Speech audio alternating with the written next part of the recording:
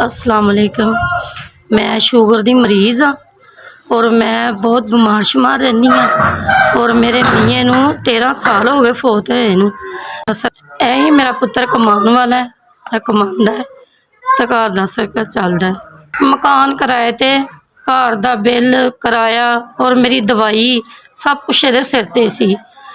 2 महीने हो चले इहदा हत्थ प्रैस च आ गया और ना इन्हें कमाना सी ते घर दा सर्कल चलना सी। मैं बहुत परेशान हाँ और देखो मेरे बच्चे का की हाल होया। दो अस्सलाम वालेकुम जी। मैं ना मेरी वालदा मैं प्रैस का काम करता सा, ठीक है। तो मेरा हत्थ आ गया प्रैस विच, तकरीबन कोई 2 महीने हो गए ने। 13 साल हो गए ने मेरे अब्बू नू फौत होया।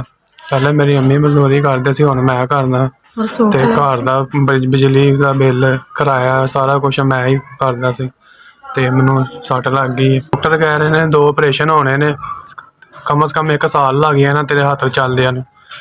ते बाकी मैडम ना मेरे को ऑपरेशन वास्ते पैसे हैगे ने, ना कोई डॉक्टर को जाने वास्ते पैसे हैगे ने, ना खराब हैगे ने, ते असीं बहुत परेशान हैगे आ। साडी मेहरबानी, साडी मदद कीती जाए। 3 4 5 SBS शुक्रिया, मेहरबानी है। तुसी अल्लाह तुहानू देंदा रहे ते साडे गरीबां दी मदद करदे रहो। तुसी साडी 5000 दी मदद कीती है, मेहरबानी। अल्लाह तुहानू जिंदगी तंदुरुस्ती कामयाबी दे। अल्लाह ताला तुहानू सलामत रखे ते साडी मदद करदे रहो। SBS तुहाडा बहुत शुक्रिया। अल्लाह पाक तुहानू, तुसीं मेरे 5000 दी मदद कीती है। अल्लाह पाक तुहानू तरक्कियां दे, बहुत ज़्यादा दे, कामयाबी दे। मैं तुहाडा बड़ा शुक्रगुजार हाँ, तुसीं मेरा ख्याल कीता।